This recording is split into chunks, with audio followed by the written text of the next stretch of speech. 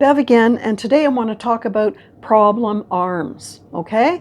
Now, first of all, let me say I am 73 and I'm proud of my arms. How did I get these arms? Okay, let's talk about it. As a personal trainer who helps clients sculpt their bodies, I'd say the most common complaint I hear, mostly from women, is upper arms, right? They don't like their upper arms. Now, there are three types of upper arms that will give me a pretty good indication of why they have problem arms. Okay, the first one is big arms. Now, a person with what I call big arms has a wide arm, a big girth.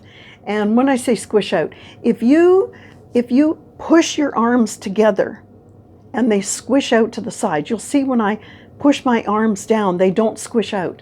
If you push your arms together and the upper parts squish out, then you have big arms, okay? This means you have excess body fat, and often it's true in your thighs as well. You can be very highly muscular. You can be very strong, but you can still have big arms, okay? So we're going to talk about why after we talk about each of these three arms. The second type of problem arm are what we call saggy arms, right? Lots of women hate this. You don't want to get out in a high wind, right? The flab is hanging down or blowing in the breeze, right? It's jiggly, it's not firm, it's not very attractive, right? So a lot of these women try spot reduction. Oh, just give me some exercises for my arms, then I'll look great. No. But they end up sacrificing muscle in order to lose that fat. So they actually end up making their metabolism inefficient. And metabolism is your body's ability to burn calories. So you don't want to start screwing around with that. And the third problem arm type that I see are what I call soft arms. And that's the kind of arm, when you touch it, it just, there's nothing to it. There's no firmness. There's no definition to the arm, no tone in the skin. Now, they're not big arms and they're not saggy arms. They're just soft arms, okay? They appear lean or slim. I hate to use the word lean because they're not lean. People use that term, but and the person can have average or even a low body weight. But what's happening with their body is that they have a very low muscle mass. They actually have a very high body fat percentage. And even though they have not a high weight, it doesn't matter. They have a lot of body fat and not much muscle mass. And in the industry, we call this skinny fat syndrome, okay? It's not very healthy, frankly. Now, big arms.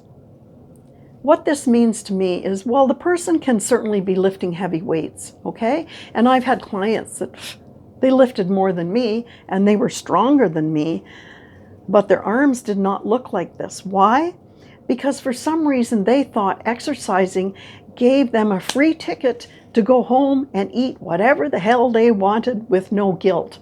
Okay, so they didn't practice portion control. They made poor choices on their foods. Maybe they ate a lot of pasta all the time. They weren't willing to give it up, whatever. So they retained a lot of fat even though they were building muscle. Now, the saggy arm person is a little different, okay? And the worse the sag, the faster the weight loss has occurred. And how has the weight loss occurred? Excess dieting, maybe even a hugely low caloric intake. It could be as low as 600 to 800 calories a day. I mean, practically well, it is starvation. It's below your metabolic rate, so it's going to slow down your metabolism.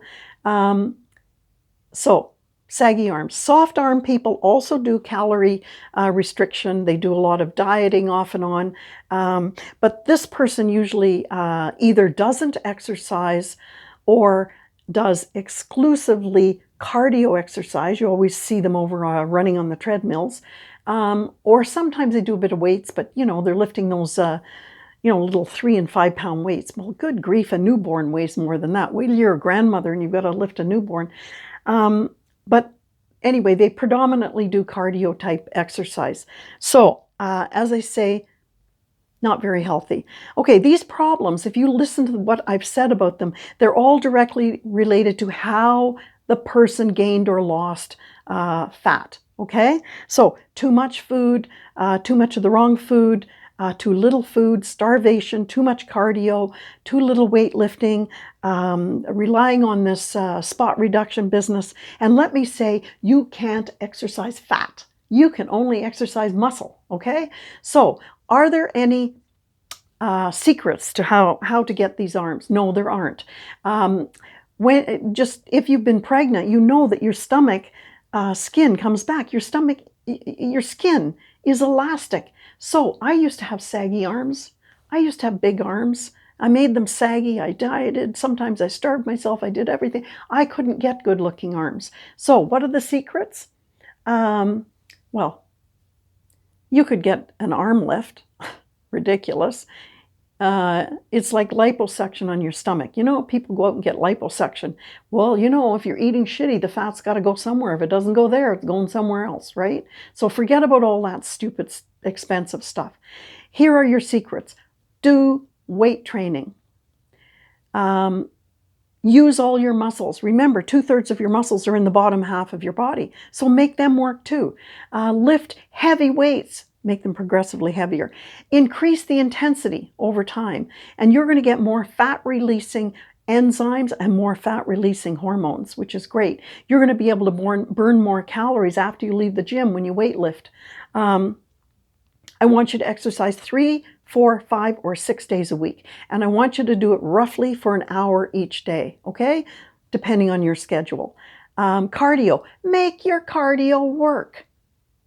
You know, if you're on the treadmill, use high intensity interval training, HIIT. If you don't know what that is, Google it.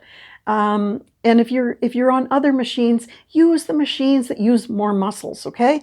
Use the stair climber, use the rowing machine, use the upright bicycle. You know, make your cardio worth it.